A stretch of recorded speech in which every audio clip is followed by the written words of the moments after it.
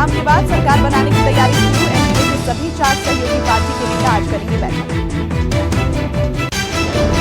NDA सामने आने के बाद नीतीश कुमार ने की प्रेस कॉन्फ्रेंस, कहा पार्टी के खराब प्रदर्शन से दुखी।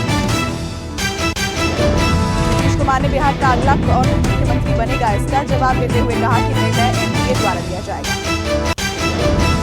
नीतीश का चिराग पर हमला, कहा हमारा अभियान पूरे एनडीए के लिए था, लेकिन सिर्फ हमारी सीटों पर ढूंढ-ढूंढ कर उम्मीदवार खड़े कर नुकसान पहुंचाएगा।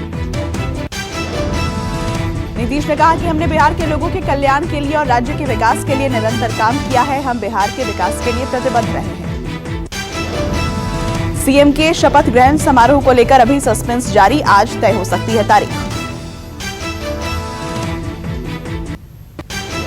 बिहार विधानसभा में मिली हार के बाद प्रदेश कांग्रेस में टूट की आशंका, आज एक बार फिर से होगी विधायक दल की बैठक। जानकारी के मुताबिक टूट की आशंका के बीच बुलाई गई बैठक, छत्तीसगढ़ के सीएम भूपेश बघेल और कांग्रेस नेता अरविंद पांडे भी होंगे मौजूद। सभी विधायकों से 1 to 1 की जाएगी बात। हालांकि टूट की किसी भी खबर को बिहार प्रभारी वीरेंद्र सिंह राठौर ने खारिज किया है। तेजस्वी यादव ने की रिकाउंटिंग की मांग, कहा 20 सीट पर जानबूझकर हरवाया गया। तेजस्वी ने कहा कि चुनाव आयोग के मुताबिक पोस्टल बैलेट की गिनती की प्रक्रिया पहले होनी चाहिए। नियमों के मुताबिक वैलिड और इनवैलिड पोस्टल बैलेट को वीडियोग्राफी कर सील करना होता है। मतगणना के 40 दिन तक इसे सील रखा जा सकता है। पीएम मोदी ने किया जेएनयू में स्वामी विवेकानंद की मूर्ति का अनावरण, पीएम के स्क्रीन पर आते ही लगे जय श्री राम के नारे। जेएनयू में पीएम मोदी बोले, देशहित से ऊपर विचारधारा को मानना ठीक नहीं, राष्ट्रहित से ज्यादा तरजीह देने की प्रथा ने लोकतंत्र को नुकसान पहुंचाया। देश के युवा दुनिया भर में हमारे ब्रांड एम्बेसडर, जो दुनिया भर में हमारी संस्कृति और रीति रिवाज का प्रतिनिधित्व करते हैं। पीएम मोदी ने कहा कि ये सिर्फ एक प्रतिमा नहीं, ये एक प्रतीक है कि एक सन्यासी ने पूरी दुनिया को संदेश दिया। पीएम ने कहा कि ये प्रतिमा हमें स्वामी जी के सशक्त समृद्ध भारत के सपने को साकार करने की प्रेरणा देती है।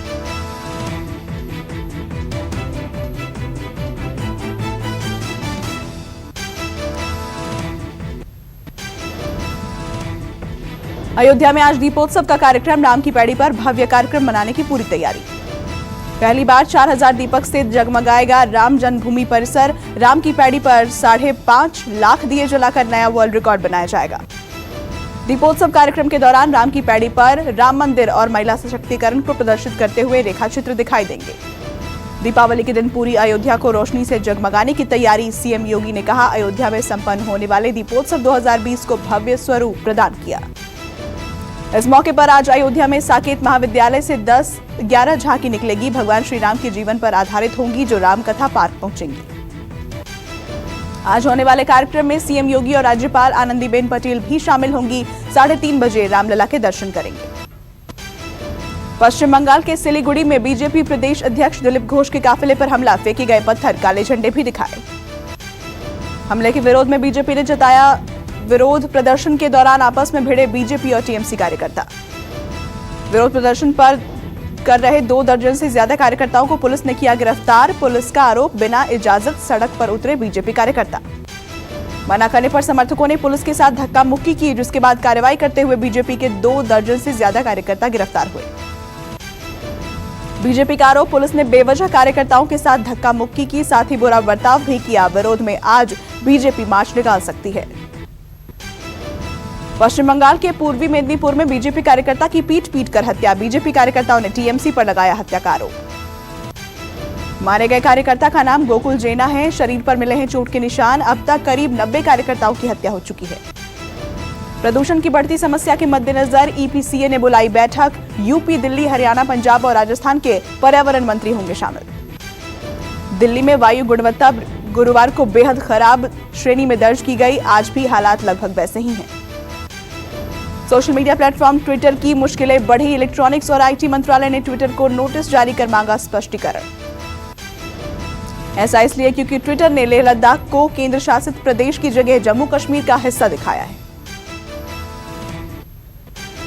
आज किसान संगठन और केंद्रीय मंत्रियों के बीच होगी मुलाकात। 29 किसान संगठनों के लोग दिल्ली में करेंगे बैठक। इस दौरान राजनाथ सिंह, पीयूष गोयल और नरेंद्र तोमर होंगे मौजूद। चर्चा में मालगाड़ियों का मुद्दा सबसे अहम होगा।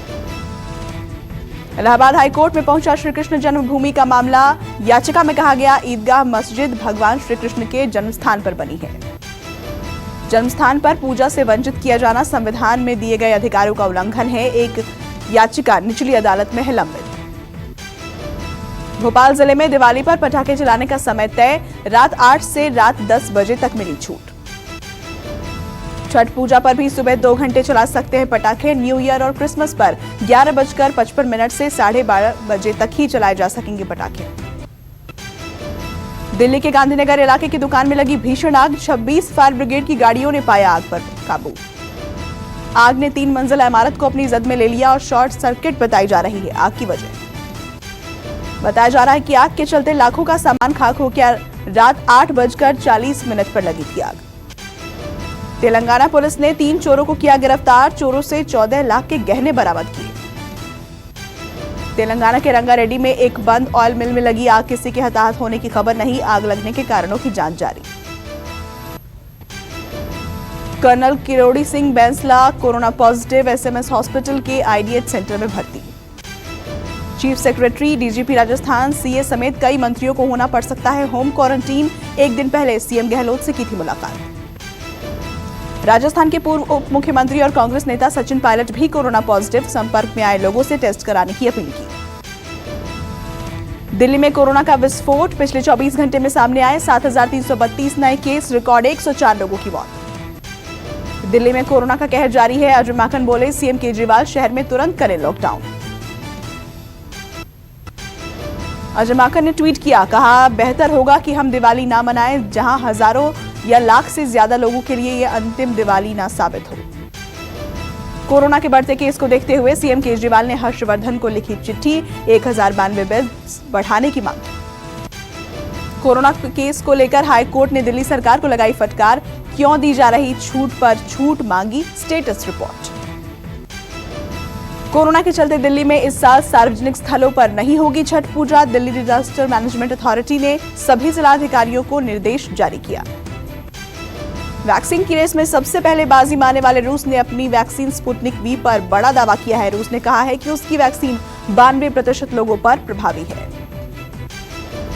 स्पुतनिक वी के तीसरे चरण के क्लिनिकल ट्रायल को मंजूरी दे दी गई है। ये ट्रायल बेलारूस, यूएई, वेनेजुएला और अन्य देशों के साथ साथ भारत में भी चल रहा है।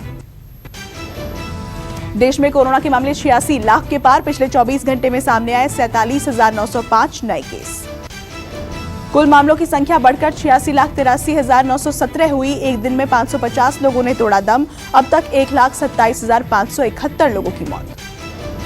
महाराष्ट्र में कोरोना का कहर, 24 घंटे में सामने आए 4,496 नए मामले, 122 की मौत। कुल मरीजों की संख्या 17,37,000 के पार। पश्चिम बंगाल में कोरोना के एक दिन में 3,856 नए केस, 54 की मौत। मरीजों की संख्या 4,20,000 के पार पहुंची। राजस्थान में कोरोना के 24 घंटे में 2,176 नए मामले सामने आए, 13 की मौत। 2,20,000 के पास मरीजों की संख्या।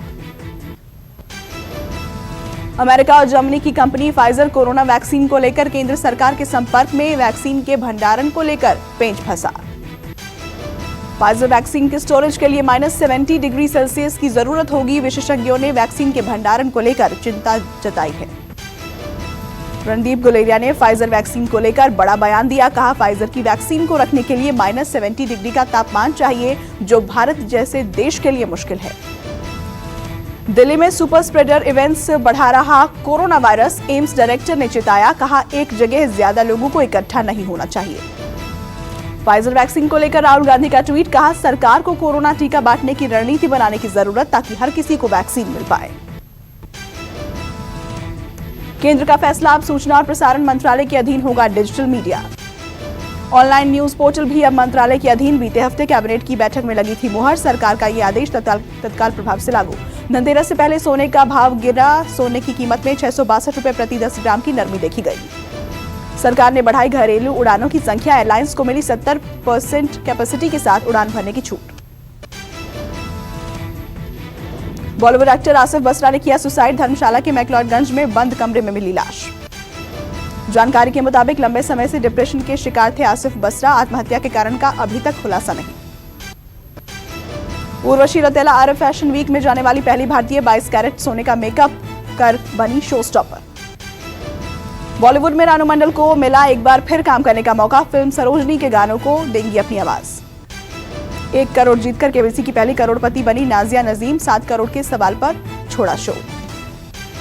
कपिल शर्मा के शो में फिर से नजर आ सकते हैं नवजोत सिंह सिद्धू। वायरल हुई दोनों की मुलाकात की तस्वीरें।